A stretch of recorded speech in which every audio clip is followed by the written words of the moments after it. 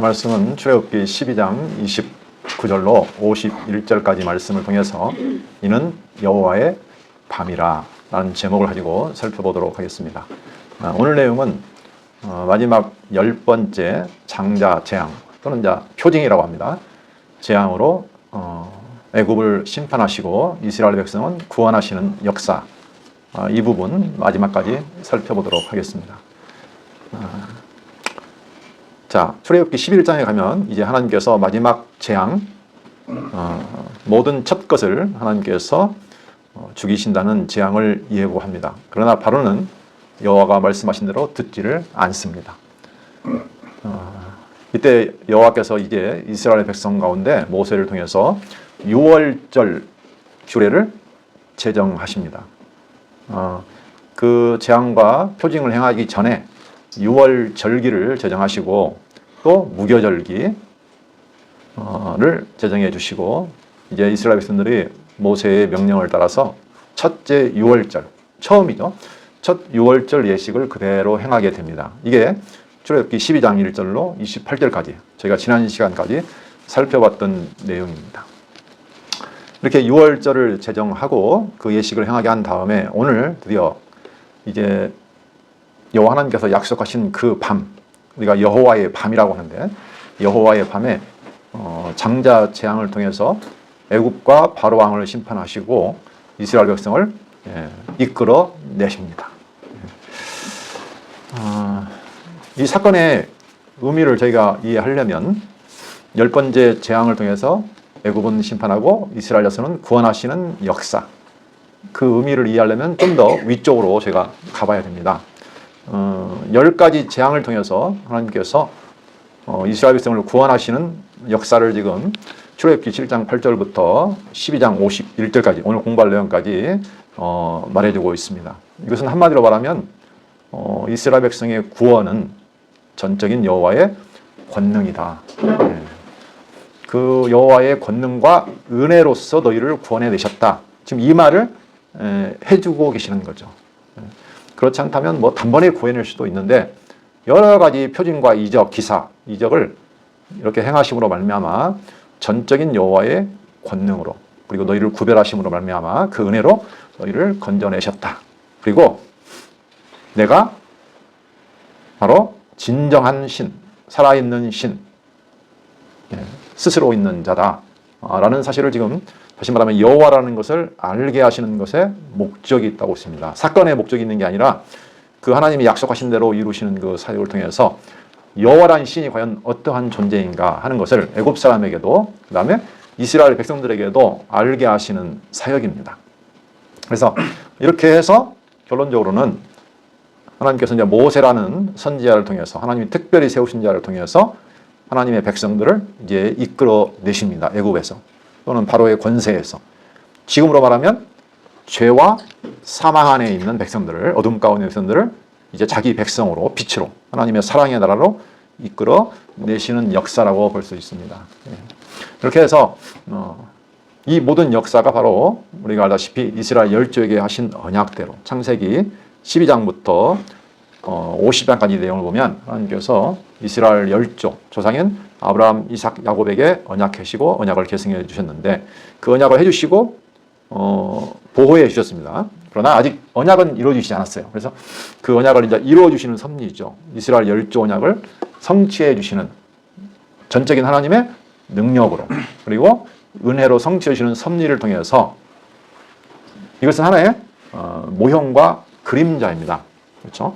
장차 그리스도를 통해서 하나님이 모세를 통해서 구원해 내신 것처럼 진정한 구원자 모세는 하나님의 종으로 쓰임받았지만 이제 하나님의 아들로 오실 예수 그리스도를 통해서 우리를 죄와 사망에서 온전히 구원해 내시겠다는 언약을 해주시는 내용입니다. 그래서 저희가 구약을 여호와의 언약이다.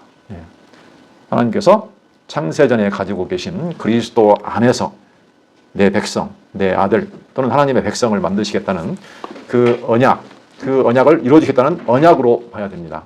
이렇게 이제 크게 전체적으로 보고 우리는 하나의 예표와 모형과 그림자로서 이스라엘 열조에게 언약하신 것을 지금 이루어 가시는 하나님 나라 또는 하나님의 거룩한 백성 창조하시는 역사를 지금 살펴보고 있습니다. 이제 오늘 가장 절정입니다. 마지막 10번째 재앙, 장자재앙을 통해서 이스라엘 자손을 건져내시는 하나님의 섭리를 저희가 살펴볼 겁니다. 여기는 크게 보면 두 가지 내용으로 되어 있습니다. 자, 오늘 중요한 단어가 여호와의 밤 이렇게 되는데, 여호와의 밤, 밤에 하나님께서 장자 재앙을 내리시죠. 장자 재앙. 장자 재앙을 통해서 이스라엘 자손들을 구원해 내십니다. 한마디로 말하면 오늘 내용은 이렇게 정리할 수가 있습니다. 첫 번째는 장자 재앙을 통해 이스라엘 자손이 그 밤에 나오는 내용이 나옵니다. 여기 뭐 그 내용인데, 여기 보면 이제 장자 재앙, 이걸 통해서 이스라엘 자손이 이스라엘이 이제 나오게 되죠. 이 내용이 12장 29절로 42절까지 내용입니다. 다음에 크게 보면 두 번째 내용을 보시면 6월절 규례가 다시 나옵니다.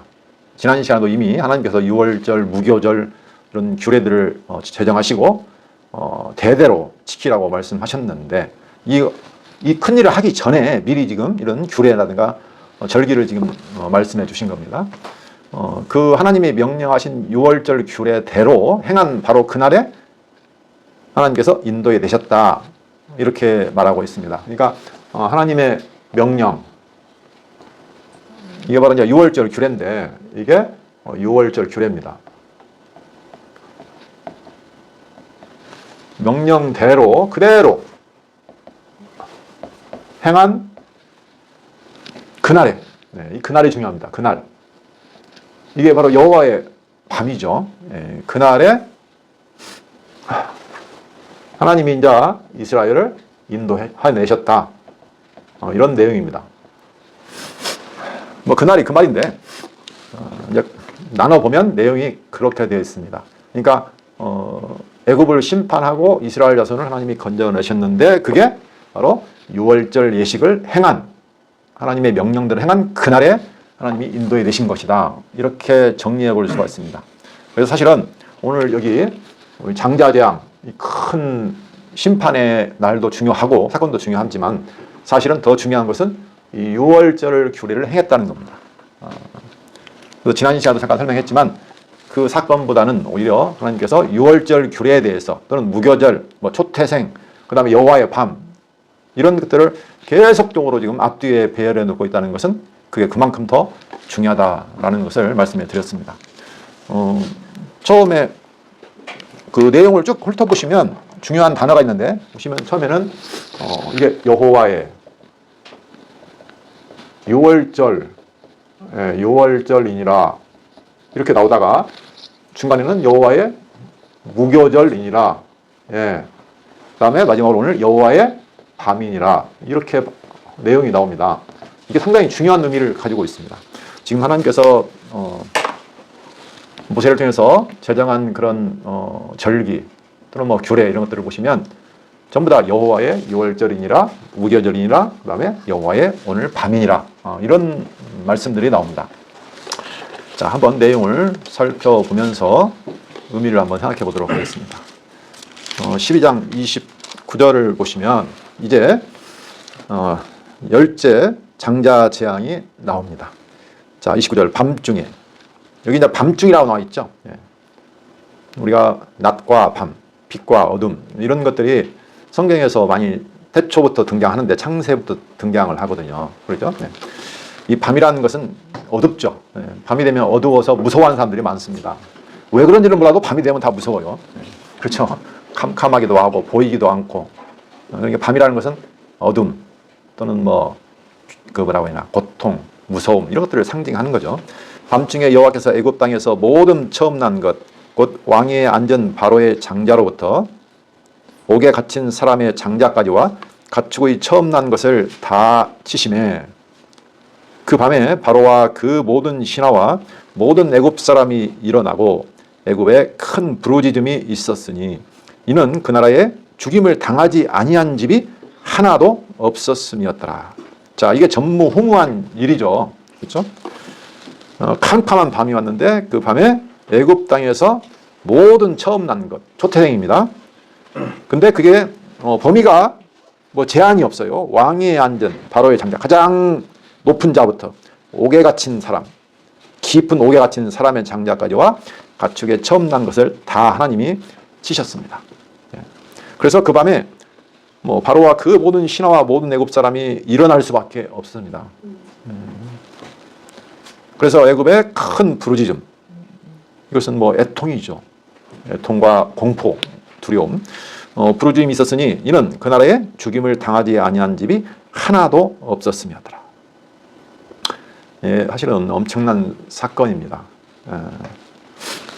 그래서 처음 난 것, 사람으로 보면 장자 또는 짐승으로 보면 뭐 첩배죠, 초태생인데 이것을 하나님이 치셨다. 그래서 애굽의 모든 집에 죽임이 없는 집이 하나도 없었다. 완벽한 심판입니다. 죽음이죠. 이 장자라는 것은 성경에서 굉장히 중요한 의미를 가지고 있죠. 성경에도 보면 뭐 장자는 기력의 시작이다. 그런 표현이 나옵니다. 그러니까 시작이에요. 처음 난 것. 처음 난 것은 가장 우두머리, 그렇죠? 우두머리도 하고 이것이 대표도 합니다. 전체를 대표도 하죠. 네. 그래서 장자가 죽었다는 것은 사실은 다 죽었다는 것을 의미하는 거죠. 하나님께서 이제 샘플로 다 죽였지만 사실은 성경에 보면 초태생, 초실절 뭐 이런 규례가 굉장히 많습니다.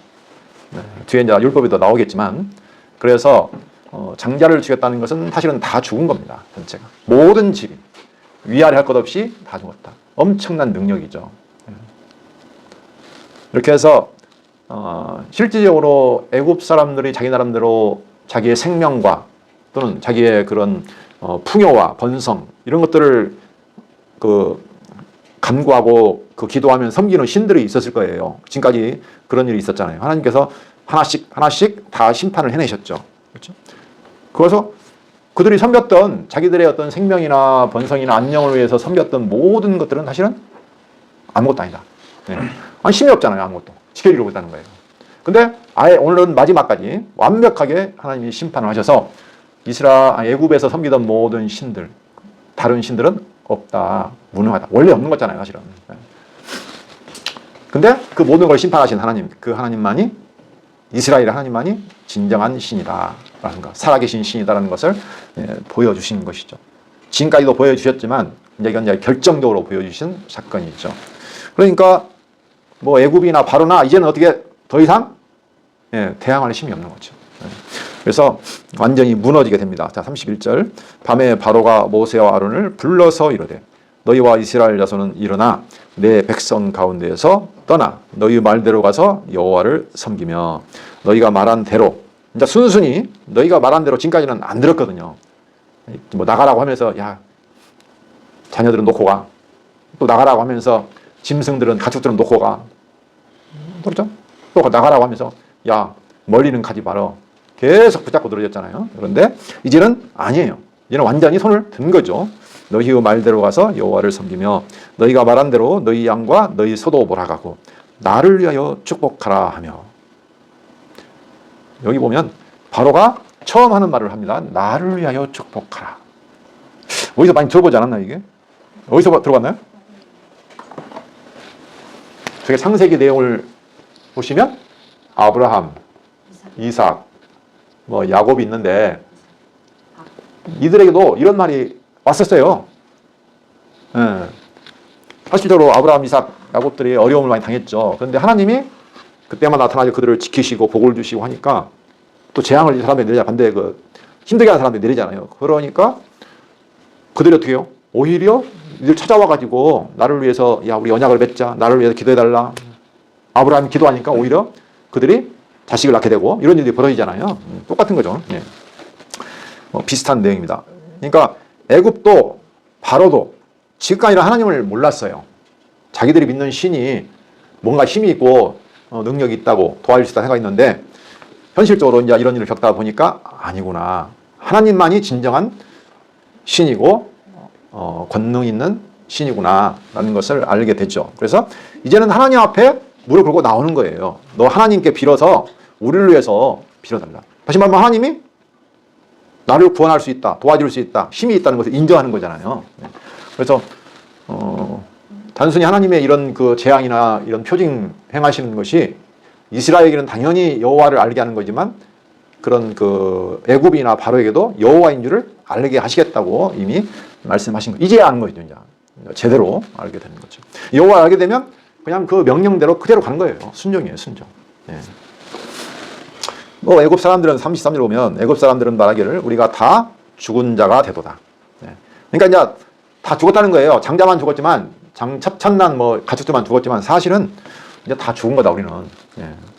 그 백성을 재촉하여 그 땅에서 속히 내보내려 하므로 이제 이 사람들을 붙잡고 있다는 우리 다 죽게 해야 진짜 죽는다 이제. 그러니까 어떻게 해요? 빨리 내보내자. 재촉을 하죠. 속히 내보내려 하므로 그 백성이 발교되지 못한 반죽 담은 그릇을 옷에 싸서 어깨에 매니라. 예, 얼마나 급히 쫓겨서 가는지. 원래 저희가 빵을 만들어 보면 빵은 곰팡이, 효모죠. 예, 효모를 넣어서 발효를 시켜야 제대로 부풀어서 식감도 좋고 맛도 있고 그럽니다. 그렇게 먹었어요 원래. 근데 어찌나 급한지 그게 발효될 시간을 기다릴 수가 없는 거예요. 발효될 시간. 그러니까 발효도 못 시키고 그냥 반죽만 담아가지고 급히 떠나게 되는 거죠. 네. 얼마나 그들이 다급했는지 알 수 있습니다. 이스라엘 백성이 다급한 게 아니라 애굽 사람들이 한시도 같이 못 있겠다. 큰일 나겠다. 그죠? 35절 이스라엘 자손이 모세의 말대로 하여 애굽 사람에게 은금 패물과 의복을 구하매 여호와께서 애굽 사람들에게 이스라엘 백성에게 은혜를 입히게 하사 그들이 구하는 대로 주게 하심으로 그들이 애굽 사람의 물품을 취하였더라 그랬습니다. 여기서 물품을 취하였다고 되어 있지만 그 밑에 관주를 보시면 약탈의 뜻이 있다 이렇게 밑에 나와 있습니다. 약탈하다. 보통 우리가 전쟁에서 어떤 나라가 어떤 나라를 정복하게 되면 무엇을 합니까? 약탈을 하죠. 다 줘야 돼요. 지는 쪽이. 이게 무슨 말이에요? 애굽은 패했다. 그러니까 빼앗아갔다. 탈취해갔다. 이런 의미가 있다는 거죠. 다시 말하면 애굽이나 바로가 완전히 져서 굴복했다라는 거죠.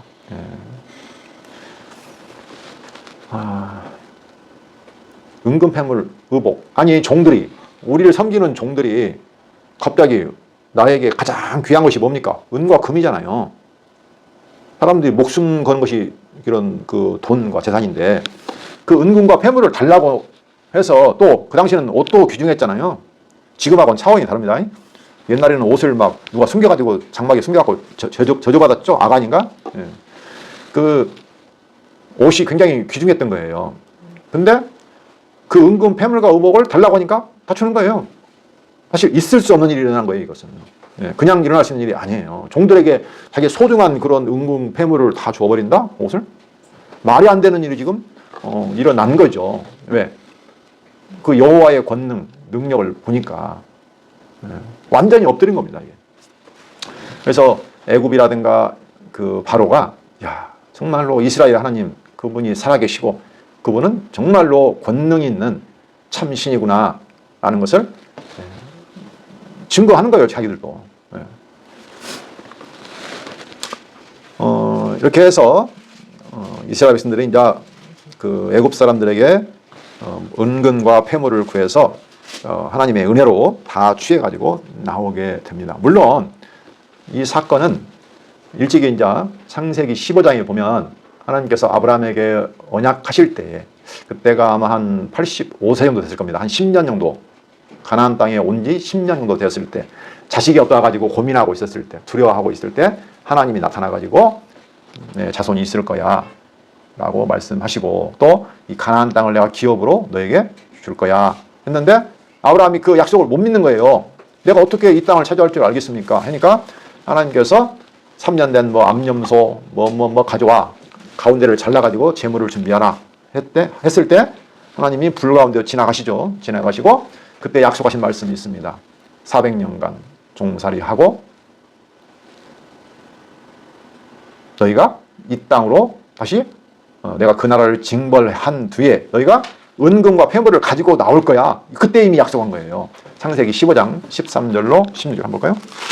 이때가 아마 아브라함이 한 2000년 정도 되니까 BC, 모세가 1500년 보고 있습니다. 그러니까 벌써 500년 전에 약속한 거예요. 500년 전에 약속한 일이 지금 일어난 겁니다. 자, 15장 13절. 여호와께서 아브라함에게 이르시되 너는 반드시 알라. 내 자손이 이방에서 객이 되어 그들을 섬기겠고 그들은 400년 동안 내 자손을 괴롭히리니 그들이 섬기는 나라를 내가 징벌할지며 그 후에 내 자손이 큰 재물을 이끌고 나오리라. 너는 장수하다가 평안히 조상에게로 돌아가 장사될 것이요 내 자손은 4대 만에 이 땅으로 돌아오리니 이는 아모리 족속 죄악이 아직 가득 차지 아니함이니라 하시더니 그랬습니다. 이게 지금 벌써 500년, 400~500년 전에 아브라함 이스라엘 열조 조상에게 약속하신 내용인데 이게 무슨 약속이냐면 내가 이 땅을 너에게 주겠다라는 증거로서 주신 약속이거든요. 근데 그것이 지금 현실화가 되는 사건이죠. 그대로 그때에 그대로 아브라함이 기도할 때도 밤중이었어요. 깜깜할 때 하나님이 나타나셨거든요. 근데 지금 똑같이 밤중에 이 사건이 지금 일어나는 겁니다. 캄캄한 밤에. 이걸 통해서 하나님은 정말로 조상들이 하신 언약대로 이루시는 여호와이시구나도 드러냈지만 또 한 가지 지금 그들이 가야 할 이 창세기부터 신명기까지는 모세가 가나안 땅 정복하러 가기 전에 모압 평지에서 지금 마지막으로 설교하면서 썼는 내용이기 때문에 그들로 하여금 지금 하나님의 약속 아브라함이 바라보았던 그 약속 가나안 땅 그 땅이 반드시 이루어질 거야 라는 확증으로 지금 보여주시는 사건이죠. 그래서 37절부터 보면 이스라엘 자손이 라암셋을 떠나서 숫곳에 이르니 자 라암셋 하면 이스라엘 자손이 고센 땅에 살았지만 라암셋에서 국고성을 건축하고 노역을 했죠. 고통의 장소예요. 아주 고역을 하며 힘들게 살았던 장소입니다. 그걸 떠나서 이제 숫곳이라는 곳에 이릅니다. 이르러 보니까 유아 외에 보행하는 장정이 60만 가량이요. 그럼 처음에 몇 명이 왔을까요? 야곱의 가족이 처음에 애굽에 이르렀을 때가 몇 명이냐면 70명. 이게 출애굽기 가장 처음에 나옵니다. 근데 지금 나올 때 애굽에서 나올 때 장정만 60만. 여기서 뭐가 빠지냐면 어린아이와 노인과 여자가 빠졌잖아요. 그렇죠? 그럼 도대체 이게 얼마가 나왔다는 것이냐? 어린아이, 노인 빼고 장정만 치니까 여자가 빠졌으니까 보통 뭐 200만에서 뭐 300만이라고 하는데 생각해 봐도 뭐 그렇게 되겠죠. 말이 200만이지 70명 와서 200만 엄청난 수가 번창을 했습니다. 하나님이 아브라함에게 언약하신 대로 하늘의 별처럼 바닷가의 모래알처럼 내 자손이 크게 번성하리라 했는데 그 언약이 이루어졌다는 것을 우리가 확인해 볼 수 있고 그리고 또 그들이 다시 가나안 땅으로 돌아가게 될 거야 라고 약속했는데 주실 거 약속했는데 이제 그 약속이 지금 성취해 가고 있는 거죠. 장정이 60만 가량이요 수많은 잡족과 양과 소와 심이 많은 가축이 그들과 함께 하였으며 그들이 애굽으로부터 가지고 나온 발교되지 못한 반죽으로 무교병을 구웠으니 무교병이란 말은 누룩이 없는 떡 무교병입니다. 누룩이 안 들어간 떡 원래는 누룩으로 발효를 시켜야 되는데 누룩이 없는 떡을 구웠으니 이는 그들이 애굽에서 쫓겨남으로 지체할 수 없었음이며 좀 전에 말했지만 쫓겨났어요. 그냥 나온 게 아니고 지체할 시간이 없었습니다. 아무 양식도 준비하지 못하였음이었더라. 하나님께서 출애굽기 11장 시작할 때 뭐라고 약속했냐면 이렇게 말했습니다. 11장 1절 여호와께서 모세에게 이르시기를 내가 이제 한 가지 재앙을 바로와 애굽에 내린 후에야 그가 너희를 여기서 내보내리라. 그가 너희를 내보낼 때는 여기서 반드시 다 쫓아내리니 하면서 은근패물 구하라고 했습니다. 쫓아낸다. 근데 그 약속대로 지금 실제로 쫓겨났습니다. 쫓겨났죠. 자, 다시 돌아와서 이스라엘 40절. 이스라엘 자손이 애굽에 거주한 지 430년이라. 지금 여기 430년이라는 기간을 언급했습니다. 그렇죠? 자, 41절. 430년이 끝나는 그 날에 자, 기간이 나오고 그 날이 나왔습니다. 그날에 여호와의 군대가 다 애굽 땅에서 나왔은즉. 이 중요한 의미가 있죠. 자, 여기 430년 그날에 이게 다 뭐가 관련이 있냐면 아브라함에게 하신 언약과 관련이 있습니다. 이 기간이라든가 그날을 강조한 이유는 저희가 알다시피 이게 바로 누가 약속하고 누가 이루었는가를 지금 말씀하시는 거죠. 애굽 땅에서 나왔은즉 이 밤은, 자, 그날이 뭐냐면 그날의 그다음에 그 밤, 이게 바로 뭐냐면 여호와의 밤입니다. 이 밤은 그들을 애굽 땅에서 인도하여 내심으로 말미암아 여호와 앞에서 지킬 것이니. 자, 그 밤에 이스라엘 백성을 애굽 땅에서 인도하여 내셨는데 그 밤을 여호와 앞에서 지킬 것이니 이는 여호와의 밤이라. 아니 뭐 특별한 밤인가요? 오늘도 밤이고 내일도 밤인데 이 밤은 특별한 밤이다. 여호와의 밤이다. 이렇게 말하고 이스라엘 자손이 다 대대로 지킬 것이니라. 오늘 제가 제목을 여호와의 밤이라 이렇게 말을 했습니다. 너희 이 여호와의 밤을 날마다 밤은 오지만 이 밤은 꼭 기억하라. 그리고 대대로 지키라. 6월절이나 무교절이나 여호와의 밤이나 지금 계속 앞에도 여호와의 6월절이니라 무교절이니라 그죠? 밤이니라 이렇게 말씀하시고 전부 다 뭐라고 하냐면 너희가 영원히 대대로 지키라 이렇게 말했거든요. 중요하다는 의미죠. 그렇죠? 중요하다는 의미입니다. 이게 무슨 의미인가? 왜 이것을 굳이 여호와의 밤이라고 해서 대대로 지키라고 하는가? 이게 바로 그냥 이런 사건이 아니고 여호와께서 언약하신 대로 아브라함과 이삭과 야곱에게 언약하신 대로 또 아까 말했지만 정확히 400년이 지난 후에 그 날에 그죠? 약속하신 그 때에 하나님께서 정확하게 약속대로 지금 너희를 구원해 내셨다. 장자 재앙을 통해서. 그러니까 그날을 꼭 기억해서 뭐 하라고 하냐면 내가 지금 살아있다. 내가 살아있는 너희 조상의 하나님이다. 그죠? 너희의 하나님 여호와다라는 사실. 내가 모든 세상을 다 다스리고 만유와 만사의 주다. 우리가 이제 주란 말을 많이 합니다. 사실은 주. 제가 주란 말이 도대체 뭔 말일까? 우리가 주 여호와 이렇게 많이 말을 합니다. 주 여호와 하나님. 이게 보통 우리가 가장 많이 쓰는 말입니다. 그렇죠? 중요한 말이죠. 여호와란 말은 스스로 있는 자. 그리고 조상들에게 언약하신 아브라함과 이삭과 야곱에게 언약하신 하나님. 그러니까 스스로 있고 언약을 반드시 이루시는 하나님. 하나님은 전능자이시죠. 전능자. 근데 그분이 주다. 이것은 모든 만물을 창조하시고 모든 만사를 다스리고 통치하시는 주인이시다. 왕이시다. 주관자입니다. 주관자. 주관자다. 이게 무서운 고백입니다. 사실 이게. 그렇죠? 그 앞에다 하나를 덧붙여야죠. 자, 사신. 자, 살아 계셔서 모든 만물을 창조하시고 자기의 뜻대로 다스리시는. 그렇죠? 언약대로 반드시 이루시고 스스로 존재하시는 전능하신 존재, 유일한 존재. 아니 이분 아니고 도대체 어떤 분을 우리가 섬길 수 있겠어요? 이거 외에는 전부 다 뭡니까? 이건 다른 신이에요. 다른 신은 없다. 아무 능력도 움직이지도 않는다. 라는 거죠. 근데 사람들은 왜 이걸 섬길까요? 아니 이 신, 진짜 신이 있는데 다 우상을, 이건 다른 신이야. 우상이라고 하는데 우상을 섬기는 거예요. 이게 지금 가장 큰 문제죠. 그렇죠? 정말로 모든 걸 창조하시고 다스리시고 언약대로 이루시고 모든 걸 은혜로 주시는 하나님이 계시는데 그 하나님을 제껴두고 알지도 못하고 정확히 힘도 없고 거짓된 것들을 섬기고 있다는 겁니다. 이게 무지죠. 무지. 그렇죠? 이 하나님을 알게 하는 것이 이 모든 역사, 우리 인생의 목적이죠. 이 하나님을 알면 결국 하나님을 경외하고 찬송하고 할 수밖에 없는 거죠.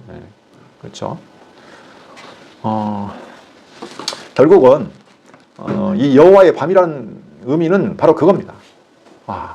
여호와의 밤, 여호와의 유월절, 무교절 다 보면 이 한 분을 지금 말해주고 있는 거거든요. 이 하나님이 지금 너희 하나님이야, 살아계셔. 그러니까 너희는 다른 신 섬기지 말고 나만 섬기라. 나를 잊지 말라, 기억하라. 그래서 주신 것이 뭐냐면 율법입니다. 율법. 이게 바로 신의 선언이야. 당연한 거예요, 사실은. 이게 너무 당연한 거예요. 율법을 주시면서 앞에 이야기했던 너희를 애굽 땅 종대 땅에서 인도해 내신 너희 여호와 하나님, 그걸 항상 넣으면서 이걸 율법을 말하거든요. 그렇죠? 그래서 우리가 살아가는 의미, 우리 인생의 의미가 다 여기에 있습니다. 근데 진정한 다른 신은 어디에 있을까요? 요즘 사람들은 다른 신 별로 안 섬기잖아요, 사실은. 옛날에는 막 섬겼잖아요. 뭐 형상 만들어 놓고 그 앞에 비르고 했는데 요즘은 별로 안 보이더라고요, 그게. 그렇죠? 근데 사실은 누구냐면 자기예요, 자기. 내 자신. 그래서 사람들이 자기가 딱 자리를 잡고 있는 거예요. 그렇죠? 자기를 위하여, 자기의 중심으로, 자기의 기준으로. 그럼 우리가 뭐 힘이 있나요? 내가 뭐 뜻을 이룰 수 있는 힘이 있느냐고요, 이게. 그러니까 내가 뭔가 있다고 생각하는 거예요. 이게 뭐냐면 내가 있어요. 내가 뭔가 있어요. 이게 바로 자기 우상이에요. 현대는 이겁니다. 내가 원하는 대로, 내가 하고 싶은 대로, 내가 좋아하는 대로 이렇게 자기를 위해서 내가 신이 되어 살아가는 거예요. 그게 진짜 우상이죠. 탐심. 탐심이라고 신약성경에 보면 나와 있습니다. 우리가 하나님을 알게 되면 결과적으로 이 다른 신을 다 제거해 가는 거죠. 그럴 수밖에 없어요. 알게 되면 어쩔 수 없이 이거 사라지는 거예요. 이것은. 어거지로 막 이거 없애라고 한다고 없어지는 게 아니고 하나님을 정말로 알게 되면 다른 신은 자동적으로 사라지게 돼요. 그게. 자, 이제 두 번째 내용으로 한번 보도록 하겠습니다. 자, 43절부터 51절까지 내용을 보시면 하나님이 명령하신 6월절 규례대로 행한 바로 그 날에 하나님께서 이스라엘 인도에 내셨다는 말이 나옵니다. 43절 여호와께서 모세와 아론에게 이르시되 6월절 규례는 이러하니라. 또 6월절 규례가 나오죠. 6월절 규례나 무교절 규례나 여호와의 밤이나 동일한 목적과 의미를 가지고 있다라고 말했습니다. 이방 사람은 먹지 못할 것이나 이방 사람은 야곱의 후손이 아닌 사람들이죠. 아브라함과 이삭과 야곱의 후손이 아닌 사람들. 다시 말하면 하나님의 언약, 약속이 없는 사람들은 먹지 못할 것이나 각 사람이 돈으로 산 종은 할례를 받은 후에 먹을 것이며. 근데 누구는 먹냐면요, 돈으로 산 종이 있어요. 종. 돈을 주고 샀어요. 그럼 누구 거죠? 내 거죠. 네, 내 거예요. 종으로 산 종은, 그러나 이 사람은 원래 아니었기 때문에 이제 할례를 받은 후에 먹으라고 합니다. 할례를 받은 후에 먹으라. 이게 먹었다는 것은 뭐예요? 6월절에 참여하는 거죠. 다시 말하면 이스라엘 백성이 되는 거예요. 하나님의 언약을 받은 이스라엘 백성이 되는 것이라고 보시면 되겠습니다. 그러나 거리온과 타고 품고는 먹지 못하리라. 이 사람들은 이스라엘 사람이 아니죠. 잠깐 거리 왔다 갔다 하는 사람 또는 외국에서 온 그 일하러 온 사람, 품꾼들은 당연히 이스라엘 백성이 아니니까 해당을 안 되는 거죠. 해당이 안 되는 겁니다. 한 집에서 먹되 그 고기를 조금도 집 밖으로 내지 말고 뼈도 꺾지 말지며 상하지 말라 이 말이죠. 이스라엘 회중이 다 이것을 지킬지니라.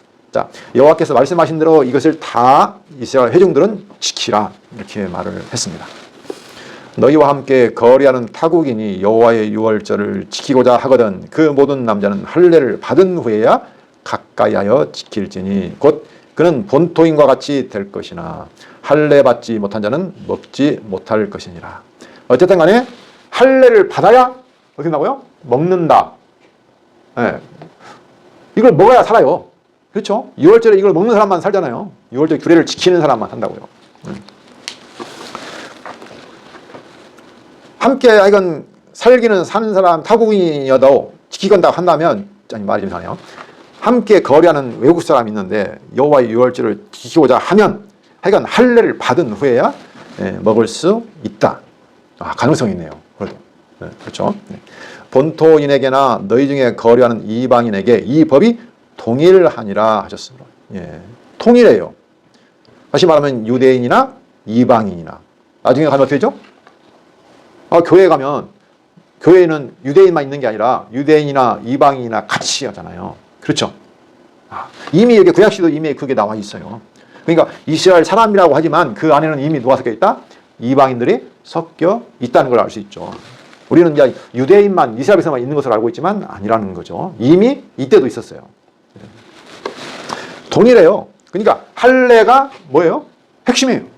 이것이 있는 사람은 뭐고? 그 이스라엘 사람이 되는 거예요. 이것은. 자, 그러면 50절 온 이스라엘 손이 이와 같이 행하되 여호와께서 모세와 아론에게 명령하신 대로 행하였으며 하나님의 명령대로 그 6월절 할례를 행하고 6월절 규례를 행하라 했는데 51절 바로 그날이라는 것은 여호와의 밤이죠. 그날에 여호와께서 이스라엘 자손을 그 무리대로 애굽 땅에서 인도하여 내셨다. 여기도 다시 그날, 그 밤, 그날 이런 말이 쭉 나와 있습니다. 자, 오늘 할례가 나왔기 때문에 할례의 의미가 무엇인가? 우리 할례의 의미를 정확히 이야기하는 만만치가 하지는 않습니다. 어쨌든 간에 할례를 행해야 이스라엘 백성이 같이 되고 먹을 수 있어요. 근데 그것은 본토인이나 이방인에게 동의를 해요. 그렇죠? 여기 보시면 동의를 해요. 하고자 한다고 하면. 자, 할례는 원래 창세기 17장에 보면 나옵니다. 자, 창세기 17장 9절을 잠깐 볼까요? 17장 9절. 아브라함이 이제 99세 때 하나님이 나타났습니다. 내가 전능한 하나님이라. 너는 내 앞에서 행하여 완전하라 하시고 이제 언약을 다시 한번 확인해 주시는 내용이 있습니다. 그래서 아브라함에게 너는 이제 민족의 아버지니까 이름을 바꿔주겠다. 그래서 아브라함이 아니라 아브라함이다 라고 이름을 바꿔 주십니다. 그리고 약속을 해주시죠. 6절 내가 너로 심히 번성하게 하리니 내가 내게서 민족들이 나게 하며 나라들이 나게 하며 왕들이 내게로부터 나오리라. 내가 내 언약을 나와 너 및 내 대대 후손 사이에 세워서 하나님 언약이죠. 영원한 언약을 삼고 너와 내 후손의 하나님이 되리라. 내가 너와 내 후손에게 내가 거류하는 이 땅 곧 가나안 온 땅을 주어 영원한 기업이 되게 하고 나는 그들의 하나님이 되리라. 유명한 언약입니다. 그렇죠? 영원한 언약을 세워주시는데 너와 내 후손에 내가 하나님이 되겠다. 그렇죠? 그리고 영원한 기업이 이 기업을 주어서 나는 그들의 하나님이 되리라. 내가 너와 내 후손의 하나님, 그들의 하나님이 되겠다. 이게 바로 하나님이 아브라함에게 주신 그 자손들에게 주신 언약입니다. 그렇죠? 그 언약을 기억하라는 거예요. 그게 바로 뭐냐면 9절 하나님이 또 아브라함에게 이르시되 그런즉 지금 앞에 언약과 관련이 있다는 걸 알 수 있죠. 그런즉 너는 내 언약을 지키고 내 후손도 대대로 지키라. 여기 또 지키라 말 나왔죠. 여호와의 유월절, 무교절, 뭐 여호와의 밤 지키라고 했는데 지금 할례가 그 전에 먼저 나왔습니다. 할례를 내 언약을 그러니까 어떻게 해요? 내가 너에게 한 언약을 지키라.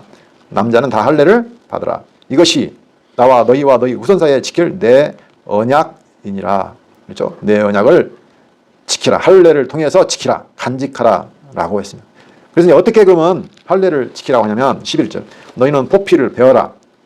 자, 이것이 나와 너희 사이 언약의 표징이니라. 8일 만에 이방 자손이든 누구든 할 것 없이 반드시 할례를 받아야 한다. 13절 너희 집에서 난 자든지 너희 돈으로 산 자든지 할례를 받아야 하리니 이에 내 언약이 너희 살에 있어 영원한 언약이 되려니와 할례를 받지 아니한 자는 포피를 베지 아니한 자는 백성 중에서 끊어지리니 그가 내 언약을 배반하였습니다. 그랬습니다. 그러니까 할례는 영원한 언약을 받아서 하나님의 백성이 되는 그 의미를 가지고 있는데 그 표징으로서 포피를 베는 거죠. 예, 이해하시면 됩니다. 언약과 밀접한 관련이 있습니다. 언약 받은 내가 하나님의 백성이다. 하나님이 우리 하나님이다. 라는 언약도 나중에 기업까지 받겠죠. 그런 증표라고 볼 수 있습니다. 예. 구약에서는 살을 베었습니다. 포피를 베어서 증표를 삼았어요. 근데 구약에 보면 이스라엘 백성들도 열심히 할례를 행하고 율법을 지킨다고 지켰잖아요. 그런데 나중에 보면 책망을 받을까요? 칭찬을 받을까요? 예수님 오셔서 유대인들에게 너희 참 잘 지킨다 안 했어요. 자기들이 할례 받았다고 큰 소리 쳤어요. 남을 판단하고 너희들은 할례도 받지 않는 백성이야. 우리는 할례 받고 율법 지키는 사람들이야. 이렇게 했거든요. 도대체 할례를 지킨다는 의미 이게 무슨 의미냐? 오늘 조금 살펴보겠습니다. 자, 로마서 2장 28절. 무릇 표면적 유대인이 아니요 표면적 육신의 할례가 아니라. 예수님께서 하신 말씀 바울이 말한 거죠. 예. 겉으로 너희들이 유대인이다? 그거 유대인 아니라는 거예요. 그렇죠? 표면적으로 이렇게 포피를 잘라낸 것, 그거 할례 아니야. 이 말이죠. 오직 이면적, 유대인이 유대인이며 할례는 마음에 할지니 영에 있고 율법 조문에 있지 아니한 것이라. 그 칭찬이 사람에게서가 아니요 다만 하나님에게서니라. 예. 자, 겉으로 이렇게 잘라낸 거, 뭐 유대인들 이런 거 필요 없다는 거예요. 그게 하나님 백성 아니라는 거예요. 뭐라고 하냐면 마음과 영에 있다라고 했습니다. 여기까지만 봐가는 정확히 알 수가 없죠. 하여간 겉으로 하는 것은 분명히 아니다. 마음과 영의 할례다. 이렇게 잘라낸다. 자, 좀 보겠습니다. 골로새서 2장 8절을 보시면 누가 철학과 헛된 속임수로 너희를 사로잡을까 주의하라. 이것은 사람의 전통과 세상의 초동학문을 따르며 그리스도를 따름이 아니니라. 세상의 모든 뭐 철학, 사람의 전통, 초동학문, 헛된 속임수 주의하라. 이거하고 뭐가 차이냐면 그리스도를 따름이 아니다. 이렇게 말했죠. 그 앞에 뭐라면 6절. 그러므로 너희가 그리스도 예수를 주로 받았으니 그 안에서 행하되 그 안에 뿌리를 박으며 이렇게 말했거든요. 그렇죠? 그 다음에 좀 더 가보겠습니다. 11절. 또 그 안에서, 그가 누구냐면 그리스도입니다. 그 안에서 너희가 손으로 하지 아니한 할례를 받았습니다. 여기 예전에는 손으로 잘라내가지고 할례를 받았어요. 그러나 이번에는 그게 아니란 거예요. 누구 안에서요? 그리스도 안에서 너희가 손으로 하지 아니한 할례를 받았으니 곧 육의 몸을 벗는 것이요 그리스도의 할례니라. 이걸 뭘로 바꿔버렸어요? 그리스도의 할례. 이게 진정한 할례인데 이게 뭐냐면은 육의 몸을 벗는 것이다. 예. 그리스도를 따르는 것이고 그리스도 안에서 행하는 것이고 육의 몸을 벗는 것이다. 이렇게 말하고 있습니다. 좀 더 뒤로 가볼까요? 19절. 머리를 붙들지 아니하는지라. 온 몸이 머리로 말미암아 마디와 힘줄로 공급함을 받고 연합하여 하나님이 자라게 하심으로 자랍니다. 머리가 누구냐면 그리스도입니다. 그리스도를 붙드는 거예요. 붙드는 거. 네, 근데 대부분의 사람들은 뭐라냐면요. 그 앞에 나온 거 있죠. 18절. 아무도 꾸며낸 겸손과 천사 숭배를 이루어 너희를 정죄하지 못하게 하라. 그가 그 본 것에 의지하여 그 육신의 생각을 따라 헛되이 과장하고 머리를 붙들지 아니하는지라. 한마디로 말하면 그리스도 안에서 그리스도를 따르고 그리스도의 할례, 너희 육신을 어떻게 한다? 육의 몸을 벗는 거다. 그리스도를 따르는 거다. 이게 마음속에 뭐만 있는 거예요? 그리스도만 있는 거예요. 그리스도만. 세상 사람들은 전부 다 자기가 막 붙잡고 있는 거 있잖아요. 그렇죠? 내세우는 거 있단 말이에요. 그거 아니라는 거예요. 네. 유대인들이 할례를 율법을 받았는데 자기들이 뭔가 있다고 생각한 거예요. 전부 다. 그렇죠? 내가 너와 다르다. 너희 놈들은 이상한 놈들이야. 할례도 못 한 놈들이라 했는데 아니라는 거예요. 진정한 할례는 뭐라는 거냐면 너희가 율법을 통해서 그리스도를 발견해서 그 안에 그를 붙잡는 거라는 거죠. 예. 그래서 육의 몸을 벗는 것이라고 했어요. 좀 더 가보겠습니다. 자, 빌립보서 3장 3절. 자, 2절 볼까요? 개들을 삼가고 행악하는 자들을 삼가고 몸을 상해하는 일을 삼가라. 개는 율법을 자랑하는 애들이에요. 율법주의자들. 개들을 삼가고 행악하는 자들을 삼가고 몸을 상해하는 일을 삼가라. 하나님의 성령으로 봉사하며 그리스도 예수로 자랑하고 육체를 신뢰하지 아니하는 우리가 곧 할례 파라. 그러나 나도 육체를 신뢰할 만하며 이렇게 말했죠. 대충 진작이 아마 가실 겁니다. 8절 한번 볼까요? 또한 모든 것을 해로 여김은 내 주 그리스도 예수를 아는 지식이 가장 고상하기 때문이다. 내가 그를 위하여 모든 것을 잃어버리고 배설물로 여김은 그리스도를 얻고 또 그 안에서 발견되려 함이니 그 안에서 내가 가진 은은 율법에서 난 것이 아니요 오직 그리스도를 믿음으로 말미암은 것이니 곧 믿음으로 하나님께로부터 난 의라. 예. 자기가 자랑하던 모든 것이 바울에 꽉 차 있었어요. 그런데 다 배설물. 그리고 무엇만 발견해요? 그리스도만. 예. 그래서 3절 성령으로 봉사하며 그리스도 예수로 자랑하고 육체를 신뢰하지 아니하는 자. 다시 말하면 내가 무엇을 한다는 것이 하나도 없어요. 그리고 뭐만 잡아요? 오직 하나님의 약속으로 오신 그리스도만 붙잡는 거. 이게 진정한 할례예요. 육체를 신뢰하지 않고 육의 몸을 벗고 머리를 붙드는 것. 하나님의 언약으로 아브라함의 언약을 주셨잖아요. 그게 절대적인 하나님 은혜로 주실 거잖아요. 그렇죠? 그 언약을 위해서 그리스도가 오셨잖아요. 그 그리스도만 의지하는 거예요. 그게 진정한 하나님의 백성이라는 의미예요. 예수 그리스도입니다. 다시 말하면 육체, 자기 육신의 소욕, 내 육체를 신뢰하는 것들을 다 잘라버리는 거예요. 내가 죽어. 자기 부인이에요. 그러니까. 그리고 온전히 하나님의 은혜로 오신 그리스도만을 내가 어떻게 해요? 붙잡는 것. 그게 바로 진정한 할례다. 다시 말하면 그리스도를 믿는 거죠. 그거 하는 사람만이 하나님의 백성이다 이거예요. 그래서 지금 현재는 예수를 믿는 사람은 유대인이나 헬라인이나 이방인 할 것이 전부 다 하나님의 백성이 되는 거예요. 그렇죠? 네. 그런데 지금도 그리스도를 끝까지 부인하고 자기가 의지하는 것들을 붙잡는 사람들이 있다는 거예요. 계속적으로. 네. 이것도 쉽지 않은 거죠. 자, 오늘 이제 6월절 나왔고 여호와의 밤 나왔고 무교절 나왔고 그다음에 할례까지 봤습니다. 진정한 할례가 무엇인가 라는 것까지 살펴보았습니다. 결론적으로 430년 만에 여호와의 밤, 하나님이 약속하신 그때 그 밤에 장자재앙을 통해서 하나님은 이스라엘 자손을 약속대로 구원해 내셨습니다. 이렇게 해서 결론적으로 하나님이 스스로 있는 사신, 약속대로 이루시는 유일하신 하나님 참 신이다 라는 것을 보여주시고 이스라엘 백성들로 하여금 여호와를 알게 하셨습니다. 이를 통해서 여호와의 언약이 너희가 이제 가야 될 땅 언약, 가나안 땅도 반드시 약속대로 주어질 것이라는 확증을 보여주신 사건입니다. 그래서 이스라엘의 백성, 그 하나님 여호와를 알게 되면 그 하나님의 이름 찬송하고 그가 언약대로 우리를 택해서 우리를 영원히 사랑해 주시고 약속을 주시는 그 은혜의 영광을 찬송하는 백성이 되는 거죠. 세상에 두려울 것이 없습니다. 여호와를 알게 되면 두려워하지 않습니다. 하나님이 나와 영원히 함께 하시고 그 은혜를 변동시키지 않거든요. 그렇죠? 나랑 영원히 함께 하신 하나님이 그 언약을 반드시 이루십니다. 기도하고 마치도록 하겠습니다. 살아계신 하나님 아버지 감사합니다. 이 세상의 신은 다 헛것이고 오직 여호와만 살아계시고 통치하시는 유일하신 참 하나님, 스스로 존재하시는 또는 언약대로 이루시는 여호와 하나님이심을 고백합니다. 그 하나님의 언약 안에 그리스도를 바라보고 있는 저희들, 그 은혜를 늘 생각하고 찬송하며 이 땅에서 그 하나님을 더욱더 알아가는 저희에게 인도하여 주시옵소서. 예수 그리스도 이름으로 기도합니다. 아멘.